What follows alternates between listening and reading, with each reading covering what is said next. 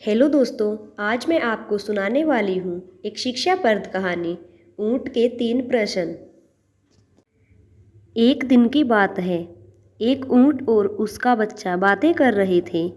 बातों बातों में ऊँट के बच्चे ने उससे पूछा, पिताजी, बहुत दिनों से कुछ बातें सोच रहा हूँ, क्या मैं आपसे उनके बारे में पूछ सकता हूँ?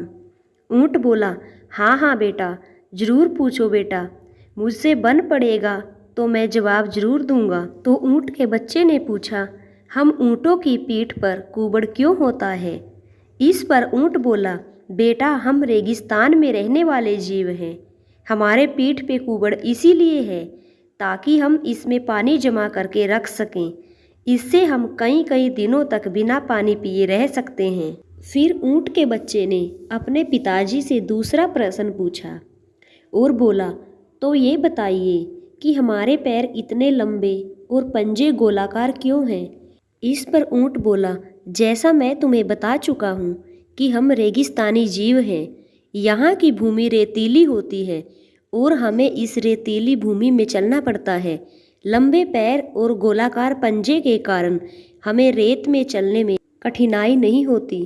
तो इस पर ऊँट का बच्चा बोला, अच्छा, मैं हमारे पीठ के कुबड़, लंबे पैर और गोलाकार पंजों के कारण तो समझ गया, लेकिन हमारी घनी पलकों का क्या कारण है, मैं यह नहीं समझ पाता। इन घनी पलकों के कारण कई बार मुझे देखने में भी परेशानी होती है।